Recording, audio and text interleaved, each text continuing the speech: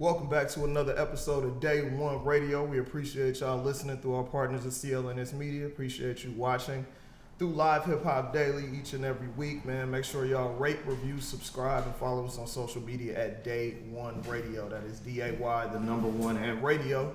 As you can see and hear, my partner in crime, my brother Maurice Garland, is not here this week, but we got to keep it rocking, man. And we fresh off the tail end of Cali picnic, man. I don't think I left my house all day yesterday. I was tired as hell. Y'all kept me on my feet all day Saturday, but it was well worth it. We had fun. And, you know, part of the reason that a lot of people came out, up was a little over 6,000 people, is because of these brothers right here, man. Yo, what's going on? Man. Spank and News, man, of Trap Kitchen. What's going on, fellas? Just happy to be here, man. Thanks for having us. Enjoying ATL. Most definitely, man. We appreciate y'all coming out, man. Appreciate y'all turning up, serving that good food, man. Good energy, man. The people loved it. It was super funny, like, hella early in the day. Like, this super, like, I bought everything I seen in the rap video. White dude came up and paid to get in. It was like, where's Trap Kitchen? Walked straight to where y'all was at, got his food, and walked straight out. That's how it be. You came just for that. Yeah, he came, like, legitimately. I saw people that I've never seen at any Cali picnic that came just to support y'all, just to come eat Blue Kitchen, all flavor, no grease, just really supporting the movement, man. So we appreciate that for sure. Man, how did you guys start? I feel like, you know, from inner city neighborhoods, we're always taught that the only way to come up is to play ball, go to college, or hustle. Yeah. You know what I mean? But you guys kind of did it your own way based off of things that you had a passion for. Like, how did that even begin? Like, because I'm sure, as always, we always got people that's naysayers and like, oh man, you can't do that. Or, oh yeah, you gonna have that. Yeah. So how did that whole thing, the love for cooking and realize you could turn it into a business, pop off? I've been cooking since I was a kid, man. Okay. All the way back to I was like 9, 11, you know what I'm saying? Somewhere around there where I really started being able to cook on my own. You know what I'm saying? And, just carried it along the way as I grew up. Moms used to work 2 jobs, you know what I'm saying? So we would have to fend for ourselves when we come home from school. You know, if she wasn't able to cook, we would have to, generally most of the time. So I got older, I started promoting parties and serving food at my parties, man. My house parties used to be crazy, man. I used to charge like 10 at the door, have people come in, pay, and I would, you know, feed them and get them drunk, and, you know, we was just having a good time.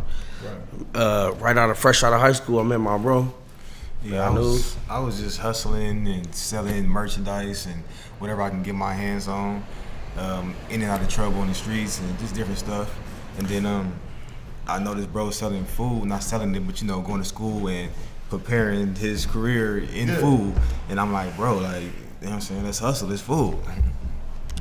Yeah, man. I went to culinary school, dropped out of culinary school. I heard you said, I have read that you were saying that, like, you went in and learned everything. Yeah, and got out of there, man. You need to know. Yep, and so I started traveling the Northwest and the West, the whole West Side, Vegas, Seattle, Oregon, LA, you know what I'm saying? I was just playing that, but work had kind of slowed down. And so, you know, our first go-to is hustling. So when I came back home off the road, I had like, hit bro like, man, what's up? I need some dollars, you know what I'm saying? It's a brand new year. We need to make something happen this year. And so he was like, nah, we can't do that, man, but we sure can, you know, sell some food, you know. You got to follow in. I know how to sell stuff on Instagram, you know. Right. And we just tried it, and it just blew up. Straight like that. I ain't even, no cap. It just blew up for real. What was it that you think that made people attracted to it almost immediately? 'Cause I was already posting pictures of my work. Gotcha. You know, but it just wasn't available to the public. You would have to order catering, or, you know, just be a close friend. You know, whenever I come around, I cook. You know, but now it's time. It was time to get paid for it. Right. Now, what was it about the two of you guys that immediately, when y'all met, that y'all just clicked and it was cool? Shit, we knew a lot of the same people. We hung in the same circles, knew the same girls, go to the same parties and stuff, you know. Right. A lot of similar comparisons to each other, like, you know what I'm saying, shit we did, and just the girls we was around and dudes, and it was just a relationship instantly. We met through one dude from my hood and one dude from his hood. They're cousins, you know what I'm saying? Gotcha. And so they brought it together, and we just took off and did our own thing. Most definitely. That's definitely what's up. The name Trap Kitchen. I know it's an acronym for the trap. Couple acronyms for the trap. And it's that's cool. Even back then, it's one of those names that it catches you. It's something that people use for everything now, where the trap used to mean something else. It's kind of evolved into different things. Trapping is 9 to 5. Whatever you do to make a check, make a bag, no matter if it's legit or not legit, you trap it, you know? Most definitely. What was the first client that y'all had where you were like, oh, we definitely got something. This is beyond just our friends and people from our neighborhood supporting. Tyrese. Yeah. Tyrese and Reverend Ryan and his family. That's big. Yeah. That was big. Remember what they ordered? Yeah, chicken and shrimp Alfredo, spinach, corn, garlic bread, and salmon. Got you. That's dope, man. Like it's and you know, once upon a time, like when people think Compton, they thought immediately bad thoughts because that's all they knew from the media and the music that people perpetuated, but not knowing it's a lot of families in Compton. Compton birthed a lot of great icons. Oh, 100%. Yeah. 100%. So, I mean, it's a given. Definitely, 100%, man. But yeah, that's dope that the celebrity clientele is there, but you guys seem to. I've been following y'all movement for a while, and it doesn't seem like it's a y'all have switched up at all. Nah. Like it's just real regular people. Gotta appreciate that. What keeps you from falling into that trap of no longer? You know, a lot of times we get success and we stop marketing and stop doing what for the people that got us there. Got you so there. you start chasing the bigger check, chasing the whatever. What made you guys just keep it thorough and be able to serve both clientele? So we got a lot of family in the streets, you know what I'm saying, that's not gonna let us sell out like that, you know what I'm saying? And I wasn't even gonna say sell out. I'm just, you know what we're I'm gonna saying? say it how it is. Yeah, They for selling sure. out, you know what I'm saying? Gotcha. And just I never been that type. Like people get, it's crazy, man. People see us in the restaurants or the mall or something, and they, oh my God, I gotta take a picture. But it still don't hit me like, okay, we celebrity status and all that, man. I still feel like I'm regular, you know? Right. Which is to keep me humble and just not overstepping like the thought of like where we came from and to where we are now. Like we still trying to get somewhere, you know what I'm saying? Definitely. But it just gotta, I don't know. You want people to accept you at the same time without changing up who you are. You know what I'm saying? So I'll just keep it like natural, you know? You gotta be yourself. Yeah, 100%, man. I definitely respect and appreciate that, man. Let's take it back a little bit, man. What was the first time that you realized that you were into food and you loved food more than the average person? Like shit at barbecues, at family barbecues, or run holidays roll around, Easter, Thanksgiving. I just really like, I don't know, because those are the foods that I like to eat, and they're not always offered year round. You know what I'm saying? So once I learn how to cook it, I cook this all year round. You know what I'm saying? Right. And then I get people's reactions when I'm throwing a little house party or a get together. You know what I'm saying? And everybody like, man, this is real good. And I'm like, wait, hold on, this is something cool, like, you know, because I didn't even have no dreams of being a chef or nothing like that, man. I want to be a music producer, man. I'm a musician. I play the piano, play the drums, and like that's where I was geared my focus towards was being a producer. You know what I'm saying? Gotcha. But the way the food is on demand. I don't gotta wait around and try to sell no beats. You know what I'm saying? Yeah. I can sell a plate like this. Right. You know. You ain't gotta wait for publishing to get paid off no food. Nothing. No, and it's legit too. Yeah. Trying to get harassed by the police, trying to sell, you know what I'm saying?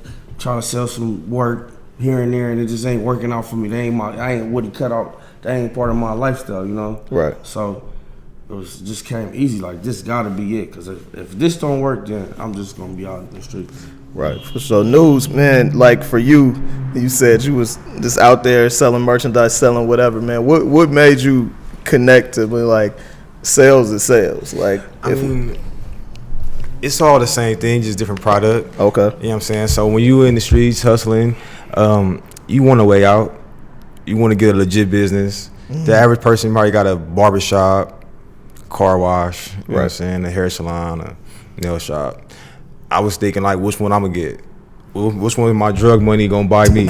Right. Right. You got to clean it up. You got it. Exactly. So that's what I was thinking. That's what I got into. Like, all right, I want to be a business owner. I want to be respected. I want to be able to be like, all right, what you got going on, News? Oh, I got this restaurant over here. Oh, where is it? You know what I'm saying? And now it's a conversation. It's not like, oh, what you doing? I can't tell them what I'm doing because I'm doing something that, you know what I'm saying, I can't talk about. Right. So, you know what I'm saying? So that's what it was. And then when I seen bro with the food, I'm like, that's like, you know what I'm saying, like a restaurant.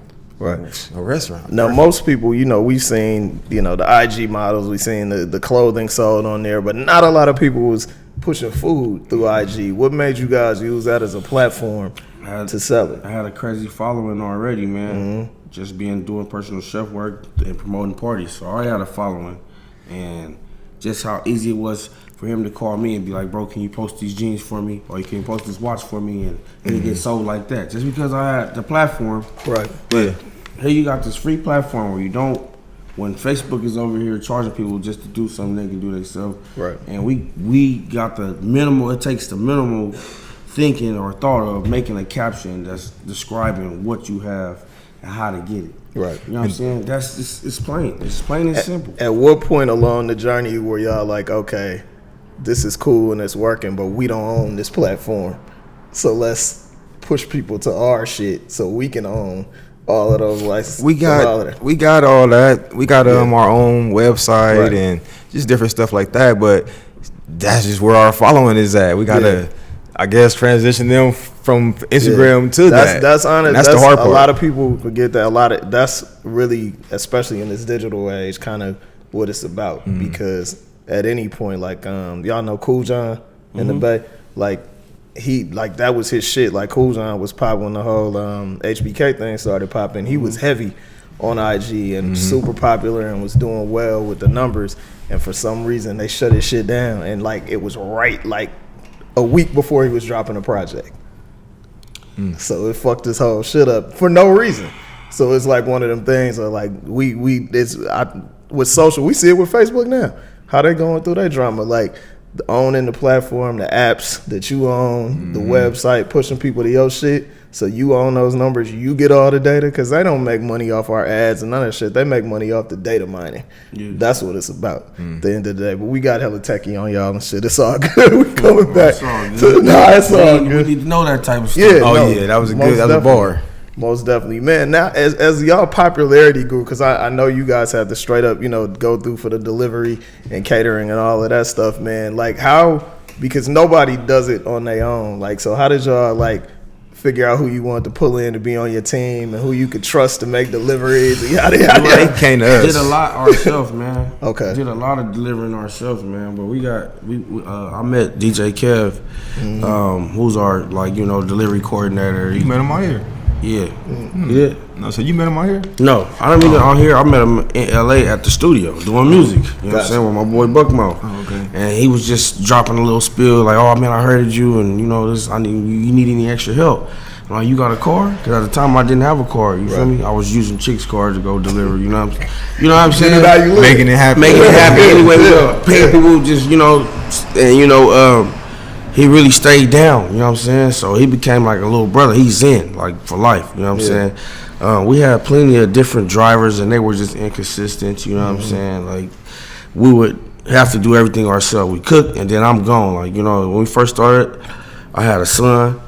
So my son would be in the grocery store where he 3-4 months, and I'm cooking and carrying him. Yeah. Bro had kids throughout the time, and we just had to make it work how we did. We was just like in-house dads that was still making $1, you know what I'm saying? Right. Like, cause it's really like, man, this is too much to get of money for us not to change our life. You know what I'm saying? It was addicting. I hope y'all listening though, because that's a dope ass lesson. We make excuses all the time of why, I have this talent, but I can't do it because I don't have this. So to be like, I ain't got a car, but I know how to cook. We didn't have nothing. I was sleeping on bro's couch. We didn't have shit. Yeah. You know what I'm saying? I just was moving around. I had to be in LA for this to be able to work. I usually stay in Portland, you know what I'm saying? Yeah. But I had to stay, so I had to get in LA and get back in their neighborhood, and went from not having no car, made enough money, bought me a truck, you know what I'm saying, got me an apartment, You know what I'm saying? I had a roommate, but I was just moving up the ladder, you know what I'm saying? Now, like, here we are now, and we just doing so much and, like, taking care of our families, and it just feels good just to see the whole bubble up. I know it was a success kind of out the gate, man, but when did it hit you that this was a business and not a hustle? Really? It's still a hustle. Still a hustle.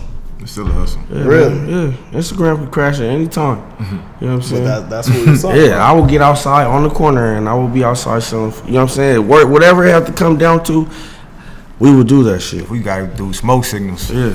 Right. You feel me? Setting up smoke And signals. that's interesting that you say that, because you guys have done a lot of a lot of TV, a lot of different interviews and big outlets, independent outlets, the whole nine. Got the book deal out, got the merch going, but y'all still hit cities and touch the people. That's what I always wanted to do, though. I didn't want really to be stuck in a brick and mortar. I didn't want to really be stuck in a brick and mortar. Like, I do want one. Yeah. But I just feel like I'm limiting myself, because once you start the franchise, the taste quality goes down. You know what I'm saying? So, Man, that's so true. Why not hit these states ourselves? Yeah. That's feed so the people Especially when ourselves. you promoting it on Instagram, how we promoting it, and you got all these people around the world that can't get the food, but they looking at it all day. Yeah. They looking at us. They watching us. They want to meet us now. Right. They can't come to LA probably. Right. Or you can't afford it, whatever. But we can come to your city and state and open up and pop up. And That's you can come to us. crazy you say that, because people like, and from living in Vegas, like you'll go, like every big chef has a restaurant in Vegas. But you go and it's like it's not it's them. okay. But it's like, not them. it's not them. They not them. I mean, even like in New Orleans, like Emerald don't even cook at the restaurant with his name. He cooks at another restaurant in New Orleans with a different name. His name ain't even on it. You know what I mean? But it's crazy. Like when I was eating red meat, I used to love Shake Shack. Oh, Shake Shack. We just started getting them in California. I worked across the street. Me and Coffee worked across the street from the one on 23rd. Yeah, and I would go over there and get burgers when they were open, because they only open a few months a year, and then they started expanding. And like I had a couple in New York at other locations still good. I had one in Atlanta or somewhere else, and I was like, it ain't the same. It's hard to it's hard to duplicate that, man. That's why, like, we do have other chefs that on board, but we spend a lot of time with them. Yeah. You know what I'm saying? Making sure that the food tastes how it's supposed to taste, man. You know what I'm saying? Like, it has to taste like how we make it, Definitely. And so, like, you can't be in two places at one time, Right. But people don't understand that, man. They think we like machines. Like, we supposed to just customer service and the food industry and just pleasing people is a constant task, man. You feel me? Like, they troll us. They do all the crazy, just dealing with customers, man. It's some crazy shit, man, for real. I swear to you, man. But what's the craziest request, the craziest response that you've gotten from man? They just they got a champagne taste on a beer budget, especially when they order catering, they want all this extravagant stuff for this many people, but don't want to pay you. Right. You know what I'm saying? And that's out. We're not into the business of right. Or being being in debt or not giving away the food. Yeah, we're not in the business of that. We do free stuff. You know what I'm saying? They're gonna have to wait for them type of days. But as far as just business, just doing business with other black people, man, it's so hard, man. Right. You know what I'm saying? I feel like they're accustomed to a style of service, or you know what I'm saying, because supporting black business. I hate when people say that. You know what I'm saying? I'm all for supporting other black businesses, but food is universal. There's not really no ethnicity tied to it as in such where you only coming to buy food from me because I'm black. No, you came to buy food from me because the food is good. Because if it was bad, they came once and never came back again. I'm trying to support black. I'm saying it's like a double-edged sword. It doesn't make sense. So I'll tell them I support who supports you. Yeah. And come buy food from me because you're hungry and this is good food over here. Don't say, I'm just trying to support black business. You know what I'm saying? Because I feel like you putting a block on us, because we cater to all races. You know what I'm saying? We don't want to be just. We are a universal company, you know what I'm saying? Right. I love all races, I love my black people, but sometimes they're the worst people to deal with. How did you guys come up with the logo? I thought the logo was crazy. Just as a kid, man, I love Chinese food, and just having those Chinese boxes when your mama come home with the takeout, and you don't know what's in the boxes though, but it's going to be some good food, you know what I'm saying? So that's where I kind of, you know. Gotcha. Yeah. And just the style of how we were serving food. We wanted it to be to go. Like, you only order, you can't sit down, you know what I'm saying? It's always, you know what I'm saying, to go boxes type. Right, definitely. What's your favorite thing, both of you guys? What's your favorite thing to cook on the menu? Gumbo. You like gumbo? I love cooking gumbo. Baby back ribs. Baby back ribs? Okay. I would do, gumbo is the one thing that I still have not figured out. I don't want to do like the filet. I don't want to like just buy one. Mm-hmm. Like I try to do it the roux. The roux? Dog, it's so hard. It's not. YouTube. It's not hard. You just gotta have the right. You gotta have the cast iron pan. Yeah. Gotta have the cast iron pan. That's probably the issue. And you gotta just know how to take it on and off the fire. Yeah. If you smell it getting too hot, take it off. But never stop stirring. Yeah. I gotta borrow one of my grandma's cast iron pans next time I go home. I already got the flavor in it though. It already got the flavor in it. Now, you can buy roux in the jar though. This ain't nothing but flour. That's what I was saying. It ain't nothing but flour and oil. I know, but it's not seasoned, not nothing. Like, you know what I'm saying? If you don't know how to make a roux and you trying to make gumbo, go get the jar, man. I would suggest that's what people have always told me. I just be trying to do it on my own. I've done it right a couple times, but it don't go sometimes. How long you be stroking it? An hour? In there? Yeah, it's mahogany color. Right. Man. Exactly. And you get burnt and popped and all that. Don't let that oil jump out that pan on you, man. Right. You're going to be in trouble. Nah, you're right. I've been there before. Just go get the jar, man. For you, man, like I know that you guys, you know, you hit different cities, man, and you do the pop-ups and everything, but you guys also recently expanded to Portland, which you have, you know, ties to the city, man. What is the strategy behind the expansion of having a truck in Portland, and do you guys plan on doing that in other cities as well? Well, for one, Portland is like a big foodie town. You know what I'm Definitely. saying? So big cart towns. There's parking lots full with carts that don't move. They stay there. People come open their carts up, and it's like an eating festival. Yeah. Like, you know what I'm saying? On the regular though, there's different parks set around the city, and you can try, you know what I'm saying, whatever you want from here to there. You know what I'm saying? And I was like, that's just the greatest thing. Me being a foodie myself and spent so much time in Portland, it's only right that I have one, you know. Mm-hmm. And in the early stages of Trap Kitchen, I used to go to Portland and run the same program that we did in LA, and it worked the same way. It was the same reaction. Like we got people lined up down the block to come in the house and get their plate and get out of there. You know what I'm saying? So it was like, okay, we getting this good feedback up here. We can do it at two places at once. Right. You know what I'm saying? On a small scale. Yeah. Being that, you know, how y'all business model was, like, it's not what, I'm sure somebody may have done it before, but it's not really what you've seen with food a lot. Did the police mess with y'all thinking you was doing something else? Oh yeah, they had private investigators outside my house. Cause we used to do it at my apartment. You feel me? So they used to have little undercover cars, unmarked, no uniforms. They pulled over a customer leaving the house one day and and ran through his bags just to find out that it was just some food. And they like, okay, they're in here selling food. My boy like, I didn't want to like tell on y'all, but he like, you know what I'm saying? They think y'all selling drugs. So we told them, y'all just selling this. They like, okay, you know what I'm saying? Tell them we'll close the case. We'll leave them alone. Wow. That's wild. And then they done came and bought food from us too and spooked us. You know what I'm saying? Spooked us. We done got pulled over, and when they figure out who we were, they let us go. You know what I'm saying? Just being a black man, doing business. Driving while black, man. Yeah, 100%. It happens for sure. Is there anything that you guys have wanted to put on the menu that you don't think people are ready for yet? It's a couple of things. No. What you think? I mean, it ain't nothing that they ain't ready for. It's just everybody don't got the taste buds for certain stuff, maybe. Got you. Like what? Like, give me an example. Like curry. Okay. Like curry chicken. You know what I'm saying? We started out, the first time we ever did it, it blew up. Then we tried to run it back, and it was just like, nah, we're not really feeling curry. And I meet a lot of people that don't like curry, but me, I love it, you know? Right. So that's basically what my menu is based off, the things that I like to eat, you know what I'm saying? But I like to share that stuff with people. Right. Oysters, fried oysters, I love them. You know what I'm saying? Just different little things that I like. Frog legs, alligator, you know what I'm saying? people in LA not really hip to that. More as like the South, y'all like know about that. You know, we just had some bomb gator. We put crawfish in our gumbo, and people were tripping out. Like, what is this? What is this? Right.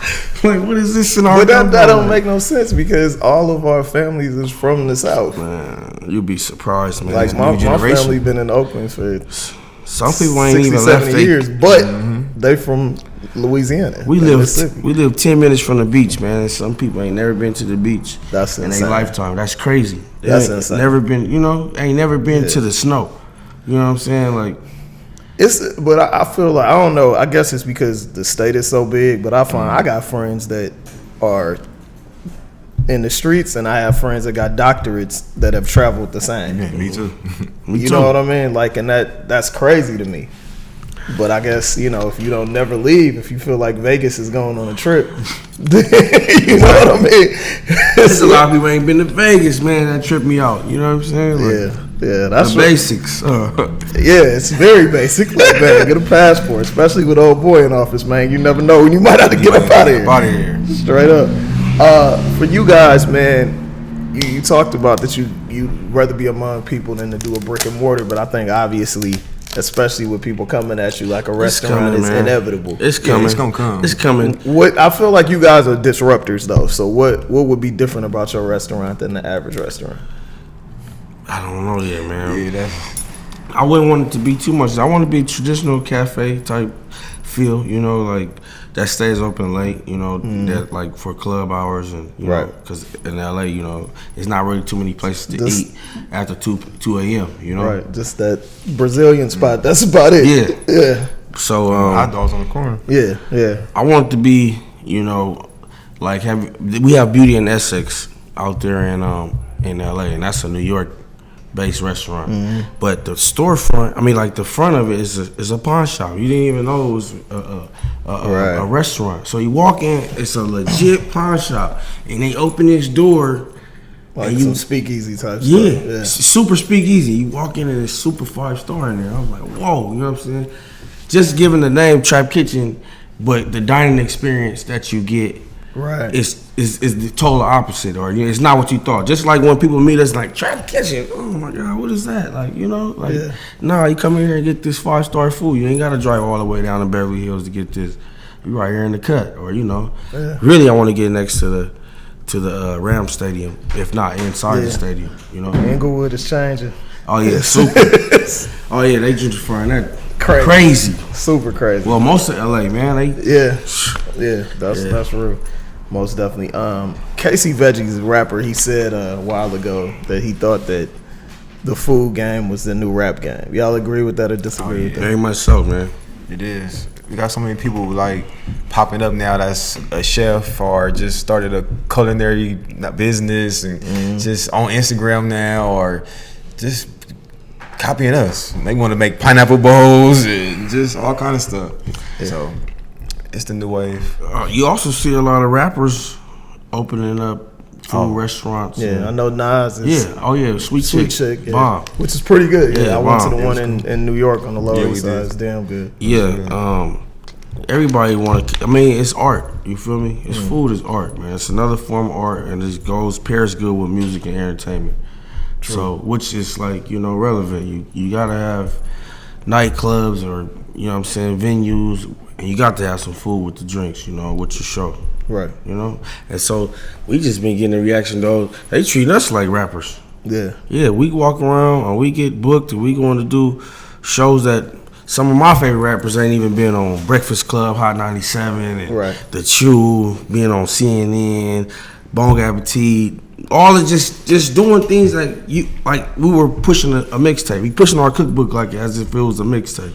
Right. You know what I'm saying? And we getting booked for a whole lot of stuff and getting to do podcasts, and it's really a great experience. Definitely. How did the whole book deal come about, man? I don't even know, man, to be honest, man. One of my managers brought it to our attention, and it was like, why not, man? That would be dope, Yeah. Like Arthur's. We're working on our second book right now as we speak, yeah. That's crazy, man. That's real big. They say once you write a book on something, you can call yourself an expert. Yeah. So that's what it is, man. What do you guys see, man, like 5 years from now? Where do you see this whole thing? That might be when the brick and mortar comes in. Still thriving. It's probably gonna come before 5 years, but we probably be looking to open up another brick and mortar somewhere on the East Coast or here in the South. Gotcha. Yeah. Gotcha. Last question, man. If both of you could describe Compton in one word, what would it be? Greatest place on earth. In one word. Get that one word. Hashtag.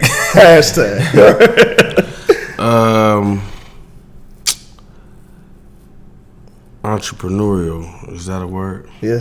All right. Definitely. You got all kind of flavors and spices coming out of Compton, from sports to entertainment to food to politics, just everything, to acting. You know what I'm saying? We got a little bit of everything in Compton. For us to be the hub, we are the center of the rest of the city. You know what I'm saying? Right. Even though it might not look pretty, you know what I'm saying, we got some pretty dope people coming up out of Compton, and I can say that, you know, and being from LA and Compton, because I was born in LA and I moved to Compton when I was like 12, right? But right when you soaking up how you supposed to act and who you side with and what's cool and what's not cool, you meet your friends in middle school. So I really like grew up in Compton, you know, along with LA. So I got the best of both. But really Compton is like really unique. Yeah. Definitely. I mean, if it wasn't for Compton, I probably wouldn't be here. My mom is from Compton, so yeah? I gotta Dope. always gotta give it up for sure. I think everybody tied to Compton in some type of way. Some kind of way. Pops from Oakland, mom's from Compton, so I got the best of both worlds for sure.